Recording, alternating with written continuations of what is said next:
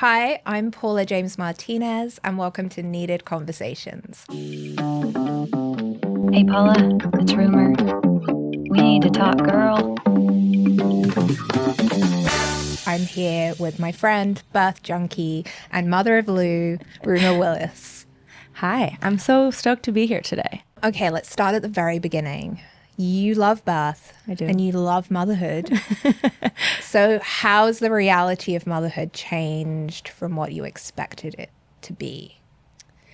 I think I always tried to imagine what kind of mom I would be or how I would handle situations, but I don't think I ever quite pictured Lou or this little being, right, that comes out of your body that suddenly is totally their own person. I think I always just thought about it in the context of being pregnant, right, and didn't always think past that point. I mean, I did in certain contexts of, I don't want them to watch TV at the table, or, certain things that I would see other people do that I didn't want to do. But I look at her sometimes and I'm jealous of myself, if that makes sense. I know that sounds ridiculous, but I can't believe I'm so lucky that I get to love this person and that they're mine. I know she's not mine. Some people get all hopped up when I say that, but that we chose each other. And it's challenging and intricate and magical in ways that I never even thought. Like it just blows my mind every day, the way that who she is, how she is, what it's created inside of me, and who I have become as a mother and as a person by being her mom. Like, I think it's the coolest thing ever. So you're a prepper, we know. You're like a research queen. Totally. But parenting is really unexpected. Like you said, Lou is very different, the whole experience. Yeah. Did you prep for like parenthood, or did you think you just prepped for the idea of parenthood? I wish I could say it wasn't the latter, but you can't prepare you can in certain ways, right? You can read all the books, but you don't know who this person is going to be, right? I think a lot of us, definitely for myself, I projected who she might be and how I would handle that, but she's not me, right? I think a lot of us, especially if you are a mother to a daughter, we're like, oh, this is me, kind of. Especially Luetta came out looking like my doppelganger, so sometimes it's strange, but she's turning 2 on Friday and she's her own person. And in the last, I would say 6 to 8 months, I really see how she is Luetta, right? And so I feel like what I prepared, I think, for the right things, right? I did the research on how to co-sleep because that's something I wanted. I feel like I'm totally speaking around this and this is so long-winded, but I feel like you can't prepare for who they are, but you can prepare for some of the things that are important.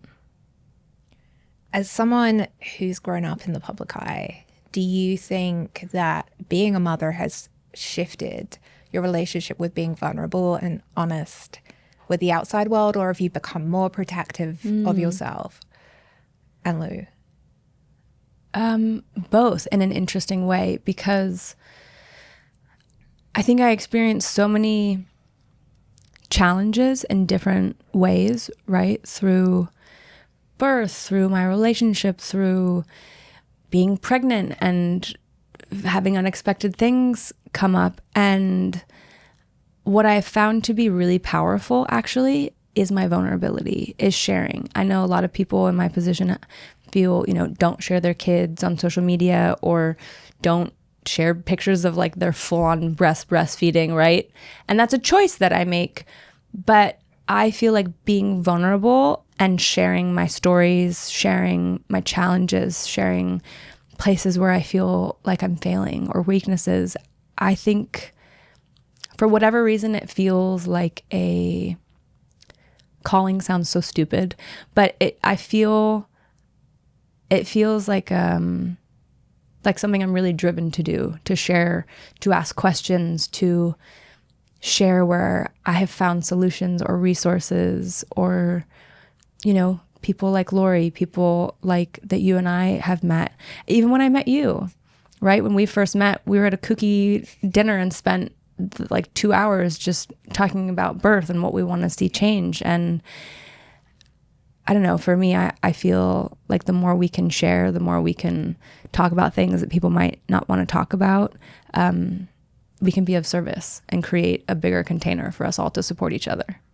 Does it feel harder to parent publicly, or are you just like, you know what, screw you, I'm doing my own thing? Do you feel like public opinion impacts you in any way, or you're just dealing with it like everyone else? I feel like I'm very, that would be the one thing that I feel like I'm kind of aware of what I share. There are certain things that I'm not interested in outside opinions on it, because I feel really strongly about my position. And so I don't feel the need to share that. But other things I feel more comfortable sharing. You know, people get really hopped up when I share a breastfeeding photo. I remember I shared one when she was like 1.5 years, and someone was like, that kid is too old. She's like 4. This is disgusting. And I was like, okay. But everybody wants to rag on moms. Everybody, I feel like it is, you know, you breastfeed, you don't, you co-sleep, you don't. People, it's definitely an arena where people really want to come at you. And as a recovering people pleaser, I have to say, thankfully, it is an area where I feel pretty strong in my convictions for the most part. But I'm also open to learning. And I'm also very down to change my opinion if I get information that I feel aligns with me. What advice would you give to other moms to stand their ground in terms of their belief? Because it is so hard. There's so much pressure on us to conform to what everyone else thinks, from family, the outside world, social media. Yeah, I mean, when I was pregnant, the amount of people that were like, you can't have a home birth, you got to do this, you know, it's intense and it can be very overwhelming. And just the sheer amount of fear mongering that goes on up until you give birth, during your birth, post, it can be a lot, right? Especially if that part of you is still doing this all new. The advice I would give is really trust yourself, right? Especially as a mother, you have literally grown this tiny being from scratch inside of your body. And maybe even if you haven't, right? Like, I can tell when there's something wrong. I can't tell you how many times I've been in the other room and she's been napping. And even if I couldn't hear her cry immediately, I knew, right? And trying to get quiet with yourself and really trusting your intuition. I had someone tell me yesterday that they thought I should stop breastfeeding because she's almost 2, and, you know, it's not good for her to sleep in the bed with me. And I kind of, it took me aback for a minute, and I went, oh God, I had that flash of a moment going, am I doing something wrong? And then I just thought, but this works for me. Yeah. This works for us. And so I think so much of motherhood is learning to trust yourself and really following that to the best of your ability. So although you, at the top of the whole conversation, did not know what you are an actress, an entrepreneur, and a musician, and a single mother. Yeah. And outwardly you look like you're balancing it all with a lot of grace. Will you talk a little bit about the reality of that and what it is? Because I think especially single parents, a lot of them are incredible human beings and they make it look easy, but it's really not. And could you share a little bit about what that's been like for you? Absolutely. I think recently what I've noticed, one of the most challenging aspects, because I'm currently building Rumor Has It and we're working on Scrunchy, is, and I don't have an office that I go to, right? I work from home. And even though I have childcare and help, the thing that's coming up right now is the work-life balance, right? And the mother guilt, because I feel like I want to be with her all the time. And then I feel like if I'm trying to work and I'm trying to work on these things to be able to create thriving businesses so that her and I can thrive and I can create a foundation. But I don't know. And people say it all the time. It's like, there's no such thing as being great at both. And I feel like I'm failing sometimes. I know I'm not failing, but that's what it feels like, right? And I think the biggest thing that I try and do, and what I'm learning to do more recently, is when I'm with her, I have to be totally present with her and not be taking a phone call that's about work. You know, if I'm with her in the morning and we're making breakfast together, then that's what we have to be doing. Or if we're having lunch together, if I'm putting her down for a nap. And then when I'm working, maybe trying to find a separate space so that I can really focus, because what I don't want her to feel is that something is more important than her. And that feels hard. Which I think is so hard for like so many parents. I mean, I think even you can talk about like being that parent who's super present and not on their phone, but yeah, it's like we're all so on our phones all the time. How do you manage to stay present when you're trying to do 12 things at once? I don't know if I'm totally succeeding. I'm trying to be more conscious of not being on my phone. But again, yeah, it's hard, especially when you're a single mom and you're, okay, trying to coordinate this and do this. And I'm also wildly ADD. So if I don't do something in the moment, sometimes I'll forget, or I'm planning something for her. I'm trying to look up a recipe so that I can, attempt to make her lunch. And I'm the one who's managing all of it, right? I'm the one who's taking care of her all the time. So I'm grateful actually that I take all that on, because I don't think it would be hard for me to, share that. But yeah, I don't think I'm perfect at it. And it feels so actually like, oh, I don't even want to say that out loud. But I want to be better, I wish that I could not pick up my phone right up in the morning but sometimes she's asleep. And so then it's the time where I can, write down what I have to do in the day. But I think trying again to just find moments where phone is in the other room and her and I are just playing, or we're, or I'm cooking her lunch and we're doing something together. I heard another mom friend talking about like time blocking. So I'm trying to figure that, maybe see if that's something that can like work for me. Even when taking a daily prenatal vitamin, 95% of women are left nutritionally depleted. We need a higher standard.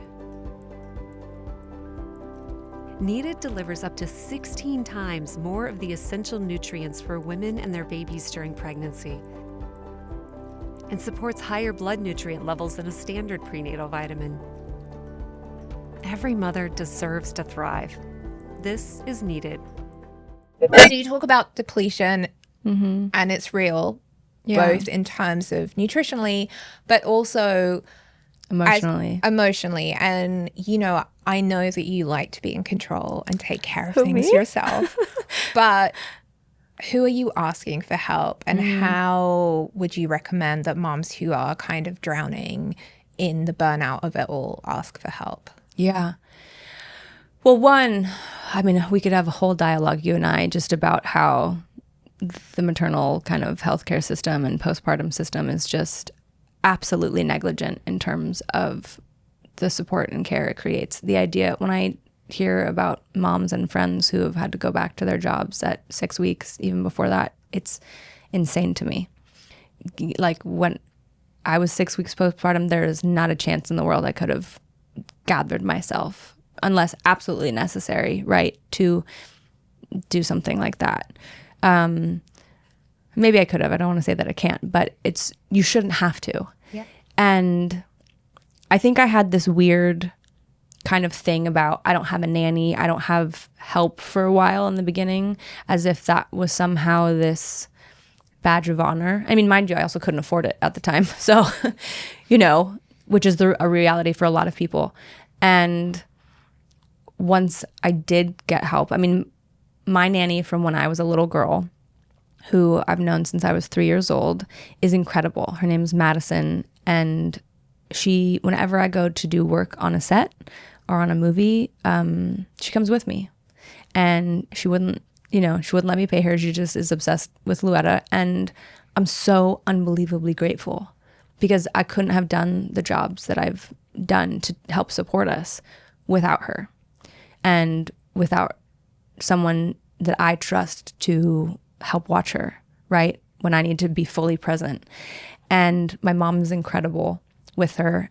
And I think there's this, what I felt for myself and what I feel for what I've seen through other friends is there's this rhetoric that you have to be super happy, or that everything has to be going smoothly postpartum, especially imagine if you've gone through rounds of IVF or miscarriages and you finally have this baby, and then all of a sudden you hit postpartum and you've gone from getting someone checking in with you every week, whether it be a midwife or an OB, to like, here you go, here's your baby.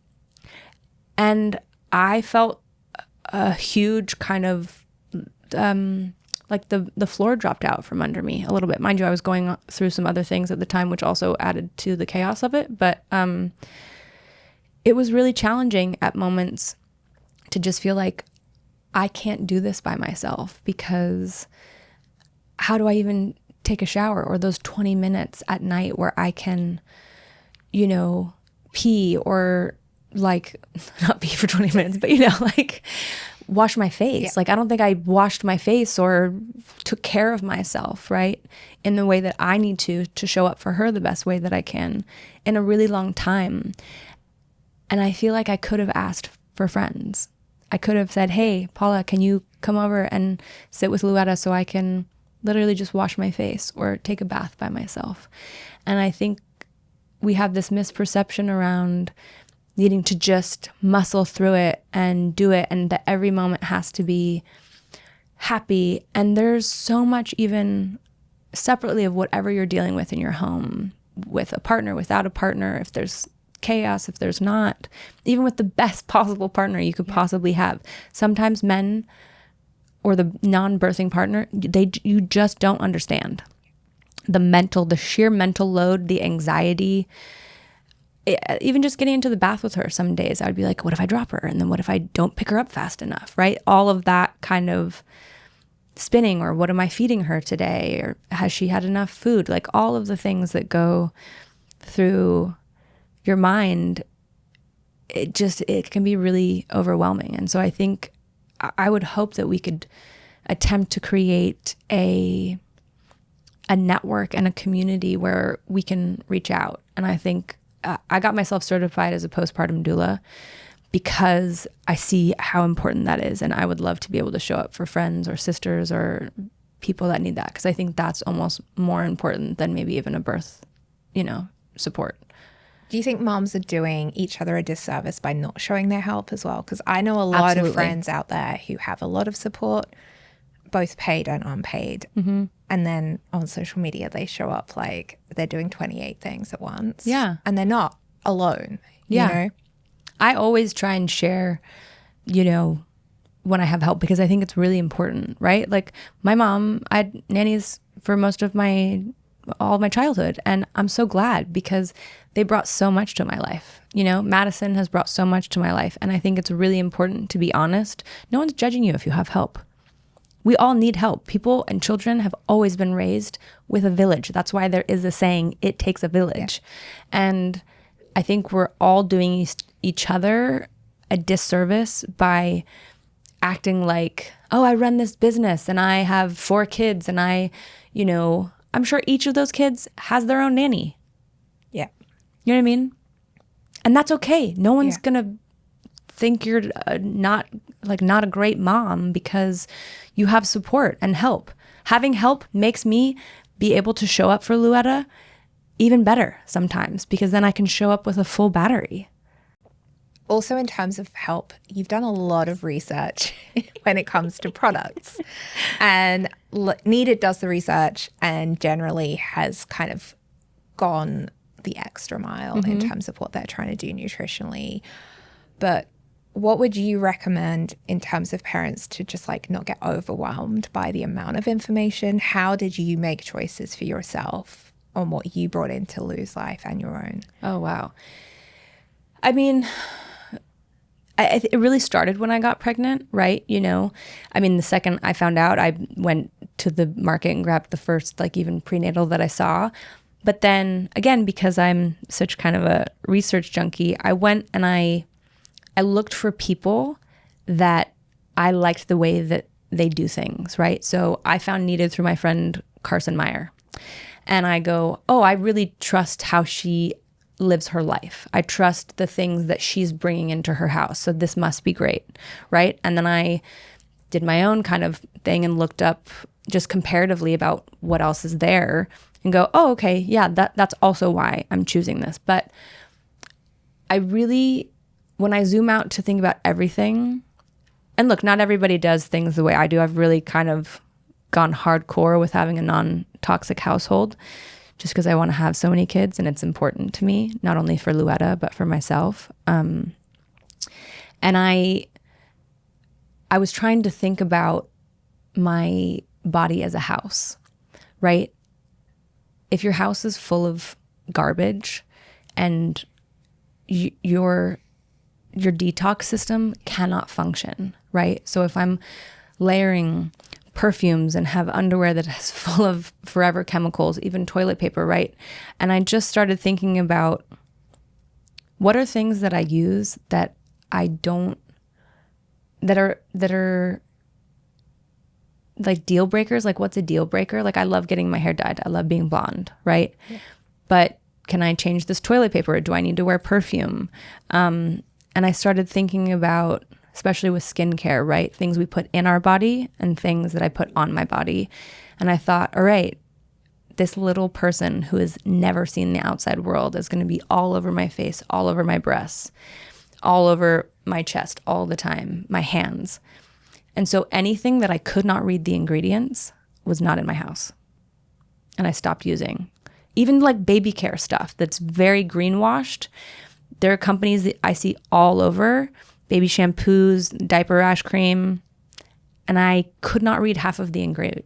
Like, I just couldn't do it. So we became a house of beef tallow. Everyone, my sister's like, wow, she smells really like earthy.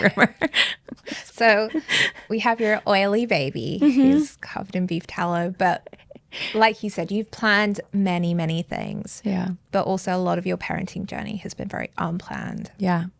How have you learned to pivot and surrender? And can you talk about any examples of that? Still learning to pivot and surrender.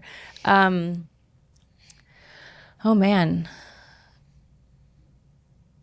You know, I think I remember recently that I was getting Lou ready for bed. She's a double Aries. She's got a Scorpio moon. She knows what she wants. She has from very, very little, right? And I fancy myself, you know, a very kind of crunchy mom who's like so down to just go with the flow. But sometimes I'm really not.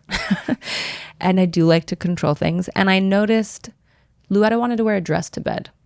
And I remember in the moment going, no, you can't wear that. You have to wear this. And then I stopped myself and I went, man, why am I trying to control what she wears to bed? Why is it, who cares? Who cares if she wants to, if this is what she's choosing?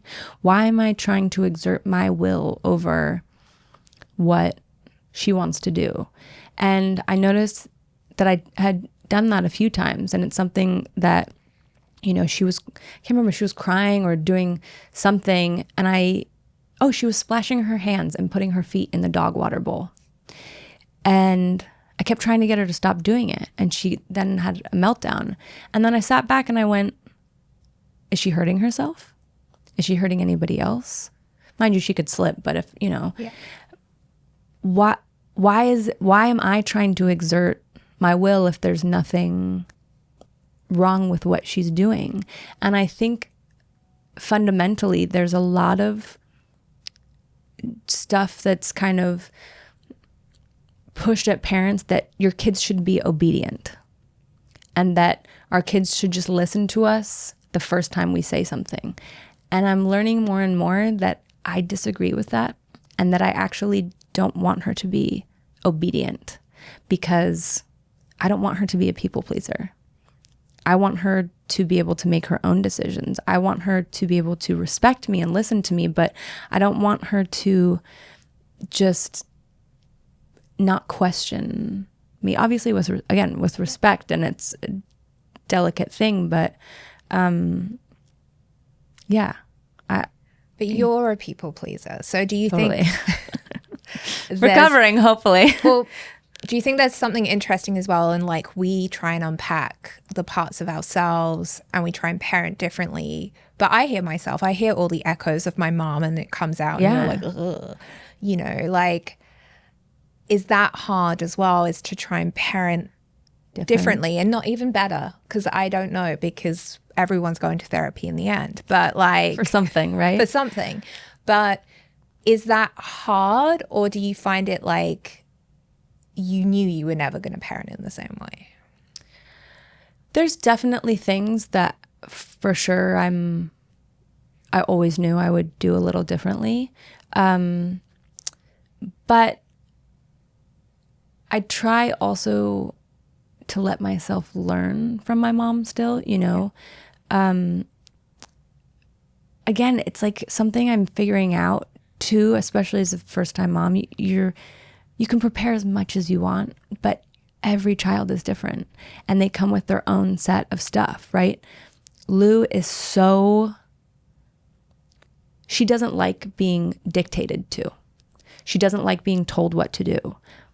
But and a lot of people would call her like a strong-willed child. I've seen all of these things obviously on Instagram about strong-willed kids, and we shouldn't call them that and all this stuff, right? If I give her options, and it's not just, you need to put these on. In the morning, I say, what dress do you want to wear? It's about giving them, you know, I try and give her options with boundaries so that I'm not just dictating to her. And I hope that the therapy that she is in later is because she's like, my mom was so smothering with love, and she just supported me so endlessly that it was annoying, right? Like, who knows if that will be it? But I think inevitably there's, like you said, there's always going to be stuff that you're still figuring out, right? Like, there's stuff I already will do differently with her siblings, right? In terms of food, in terms of TV, in terms of things. And it's always, I think, a negotiation of finding what works. The biggest thing, actually, this is what I'll say. The biggest thing I want to teach her is that it's okay to make mistakes, because I'm so hard on myself. I can be so perfectionistic, and I know that the biggest thing I would change is how I speak to myself in front of her, so that she loves her body, because kids do not learn from what you tell them. They learn from how you treat yourself, especially little girls. And I want to show her that my value is not based on how I look, but that it's so important to love yourself and love your body, and not be in front of her in the mirror going, oh, I'm fat, or oh, this, or I'm wrinkled, or whatever, because I think that has a huge impact, especially now with like little girls having social media. Do you think it's healing in a way to actually check yourself on that? Because I do that too. As the mother of a little girl. I deliberately don't say those words, or I stop saying those words. And I think there's an interesting point where it's actually self-correcting as well. Oh, like you're 1000%. parenting yourself. Yeah. I think one of the most beautiful things recently, I've been working with a therapist who does parts work, which is really cool. I think it's called internal family systems, which if you haven't looked into it, anyone listening to this, it's a really, really cool form of therapy. And it's been amazing because I had therapy yesterday, and there was a part of myself that I feel like I had been neglecting. And I, in my mind, visualized putting this little part of me, and who was like, I'm so tired. I just want to rest. I don't want to feel this way. And I just imagined putting her on my chest, holding her, just letting you guys into my therapy sessions, like holding her on my chest like I would with Luetta. And for me, part of parenting Luetta has also been about reparenting myself and mothering myself and showing up for myself in that way. So absolutely, yes. I think, I feel more at ease with my body and than I ever have. I feel more at ease with how I look, how I move through the world, more confident than I ever have. And I think it's because I'm so much softer and more loving with myself. So that being said, that we have to do the work for ourselves, what's the best, most honest advice a fellow mom has given you, either before or after having Lou?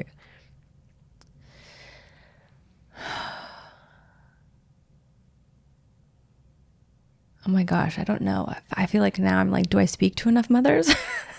Other friends? I mean, I guess it could be anyone. It could be like, I think moms love to give each other advice. Yeah. I know that you don't necessarily always want to take other people's advice either.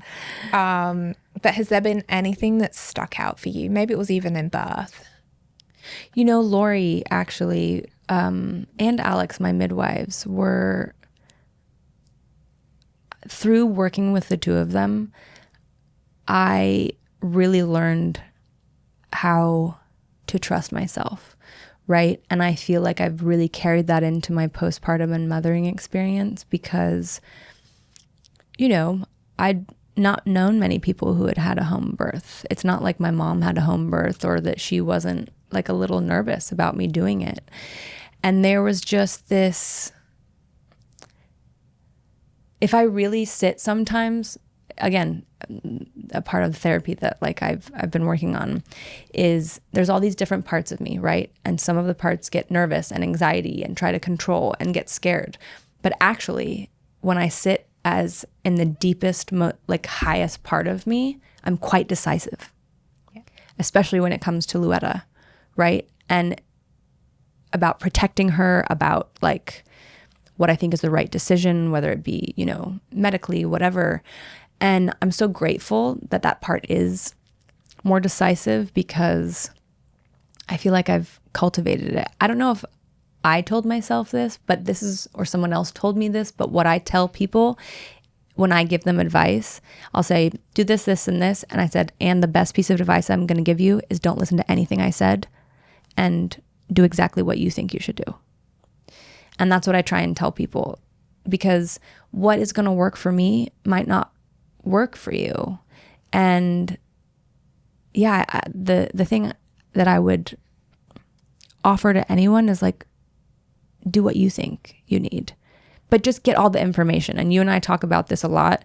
My biggest holdup that occurs is that people aren't given all of the information to be able to make informed consent. And that is a huge challenge for me that I see on Instagram, in hospitals, in parenting, advice from other moms. People say, do it this way, do it this way. I think it's so important to know all of your options, know all of the repercussions, and know all of what can occur based on those choices. And that's honestly part of what I'm trying to create with Rumer Has It, part of what I feel like we're trying to create with Scrunchy, which is just creating a resource and community so people can have access to all of the information easily to be able to make those decisions. And I guess that all being said, what would you say to those completely non-crunchy mums? So, I think when we think of like supplements and people who've done their research and, non-toxic behavior and all of like those type of things, it can feel very, very out of reach. Totally. For your average human being. And so what would you say for those people who don't really know where to start doing that research and like, what should they do? I would start with your provider, right? Because I think that really is a huge part of your birth experience. And I think, and just the experience of the entry into motherhood, right? And don't be afraid to have someone be disappointed in you. Because that, regardless of the money you have or like where you live in the world, just like get quiet with yourself and remember that you are this child's advocate. You are your advocate. And again, to the best of your ability, if you can find a partner, a sister, a friend that can help you advocate for what you are wanting, great. But don't be afraid to change providers. Don't be afraid to ask questions. I'm sure that they're out there, but I want to help create a list for people of questions to ask their provider going in, and just, again, to the best of your ability, connect with that like internal part of yourself and say, do I feel safe here? Do I feel heard? Do I feel listened to? And if you don't, then maybe try and find a place that you do. You know, maybe it's something as simple as changing your prenatal vitamin, or maybe you stop wearing your Chanel number 5, you know, or maybe you stop drinking your sports drinks, or whatever it may be. Like, find ways that feel like a 3-foot toss, right? The biggest changes we can make in our life are not when we're stepping huge rungs off the ladder. It's like when all of us say, oh, I'm going to do my New Year's resolutions and work out 7 days a week. It's probably not realistic, right? Making your home completely non-toxic, trading out everything immediately when you're about to have a kid is probably not realistic for a lot of people. We talk a lot about parenting, and you and I were like crazy doomsday preppers when it came to birth. Totally. But no one really talks about preconception. And so would you share a little bit about what you've learned about preconception and why that's important to you?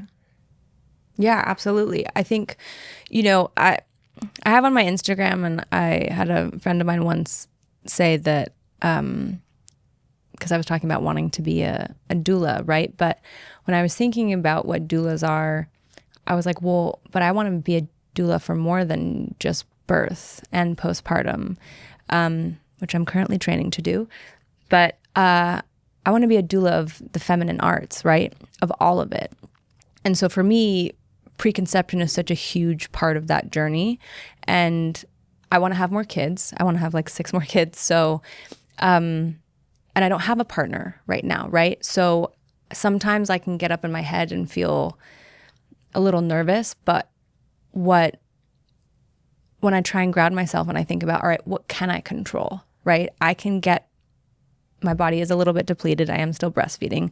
So my goal right now is, what can I do that I can have an effect on to get my body ready to be as like fertile, totally strong, mineralized, like all of these things, clear my gut out, right, to prepare for that.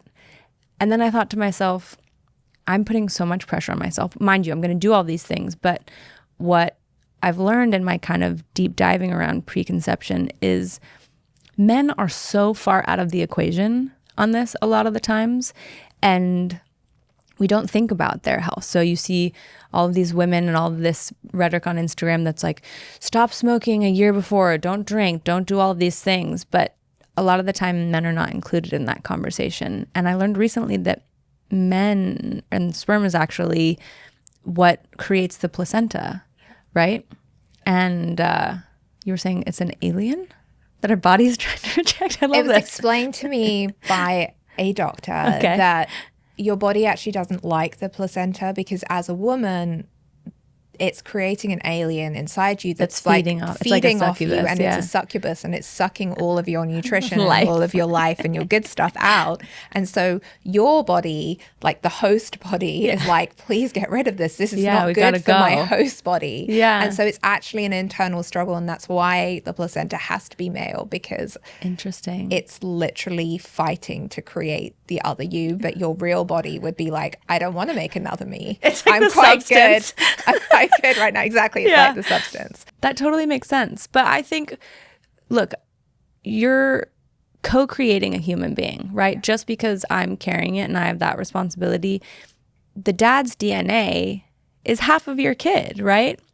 So they should have just as much responsibility to cleaning their body, making sure that they don't have gut issues, parasites, whatever it may be, because all of that is contributing to your placenta that is then going to be feeding your child. And I don't know what the statistics are, but I'd be really curious to see in those cases where there's been, you know, placental abruption or any of those placental issues, what was going on with the dad.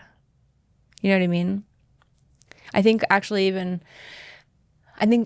there's so much focus on women throughout preconception, pregnancy, postpartum, and I think a lot of the times dads are out of the conversation.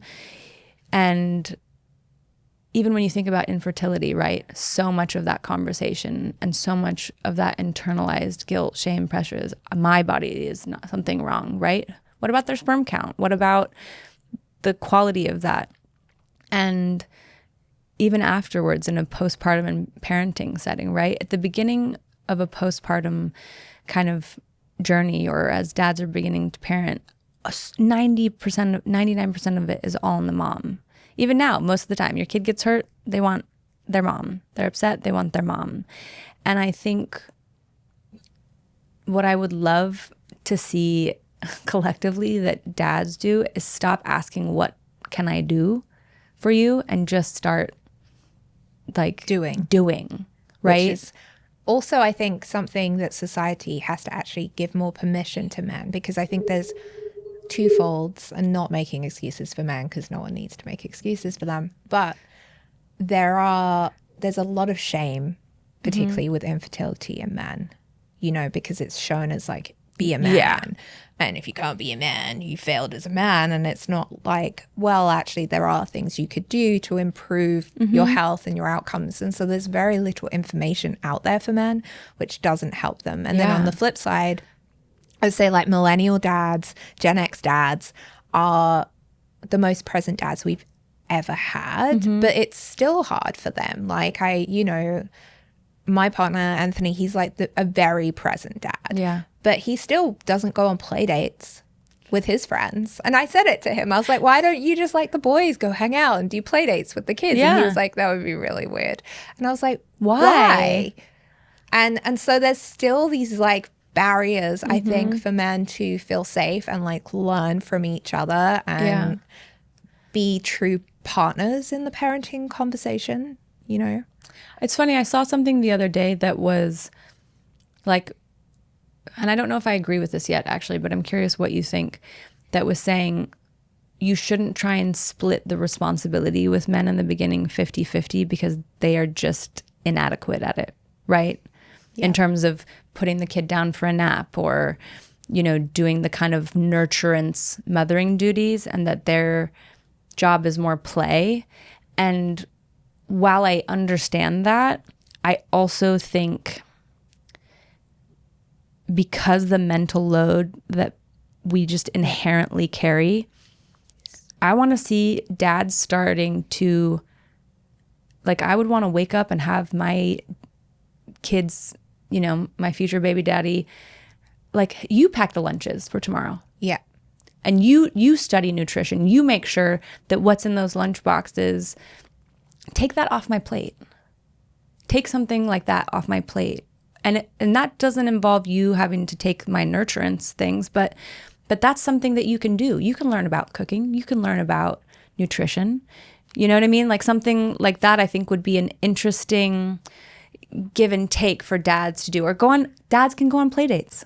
Dads can go to playgroup. And it's hard, I think, especially as a new mom, because you do, at least I had a lot of anxiety. Totally. And was a complete control freak. So then I would be like, why aren't you doing more? And then when he would try and do something, I'd be like, you're doing that completely wrong. Why are you doing it like that? Totally. So it's like, I think also it's an interesting conversation that we have to check ourselves, because yes, men, there's a whole load of invisible labor that women do, but I'm also like, I want you to do it, but I want you to do it how I want you to do it. And so I think there's also part of me, at least in my relationship, yes, like you said, of course, there's certain things as a mom you just inherently are doing, especially when they're very young. Yeah. But at the same time, there are other things, like he could give her a bath without me necessarily standing over his shoulder watching the entire bath, and I could go sit quietly in another room.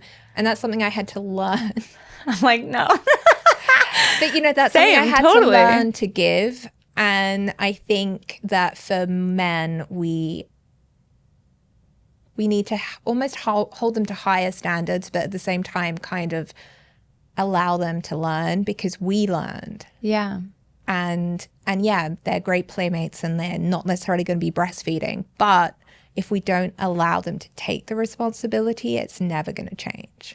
Agreed. You know, like with my future partner, I want to create a dynamic where, God, it would feel so lovely to be able to breathe when my kids are with him and fully trust in our alignment of our values, our parenting, our how we feel about food, how we feel about play dates, how we feel about sleepovers.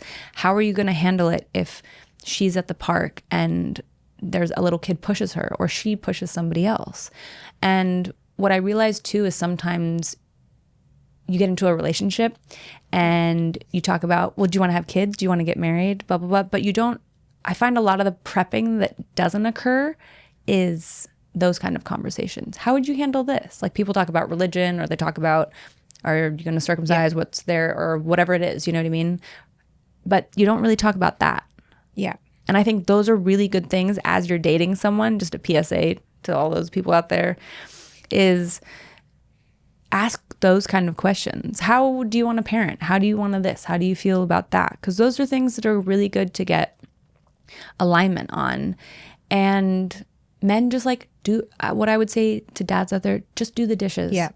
Do the the stuff they dishes, can.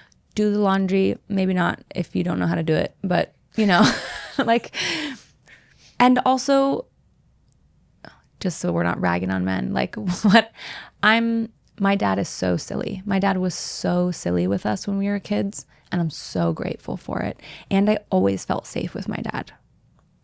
You know, I know that as a little girl, like my dad would always keep me safe. I mean, maybe to an extent that was too much. I used to have to put like a pillow in my ski suit when I went skiing or ice skating, which was really embarrassing. But I think that's so important for little girls to have. And I think sometimes, and this might be controversial, but I think as I'm getting older, and I'm going to say this just for me, no one else has to do this. This is my own personal opinion, but I want to find a partner and I want to create a dynamic and relationship where I can be in my femininity. I've spent so much of my life, so much of my last relationship, and so much of my, just generally my life being like in my masculine, being in charge, taking control, taking care of everything. And I would love a different experience. I would love to create an experience where I can lean into my nurturance, into my femininity. And we've had so much in the last couple of years with, you know, a lot of stuff in the outside world of Me Too and men and like, and all of this stuff, right? And I want to find a way for myself to find that balance of that being okay, right? Like I've seen a lot of againstness recently. I love her and follow her, Hannah from Ballerina Farm. And it's very interesting to me to see how much opposition people have to people who from the outside, right? We don't know their dynamic, but from the outside have very feminine and masculine roles in the family. And I feel like there's a huge pendulum that we've gone through since the 1950s. And it would just be nice to maybe find like a middle ground where we can find that, a version of where that is also okay. Well, I also think just that everyone's different. Mm-hmm. And those relationships can form differently, and that the parenting can sit differently. Like, totally. To your point of like your dad being really silly, my husband is a silly one, and my daughter has since like toddlerdom beat up my husband. She would never come at me. She just never would even try. Yeah. But that's not part of their like our relationship, because she like thinks I'm weak, I guess. But like she will come at my husband and like launch across the room and like smash her feet into his face and like. that's the dynamic. That's what he offers in our family unit. And some families, you know, maybe the mom is the rough and tumble and the dad is going to get broken, you know.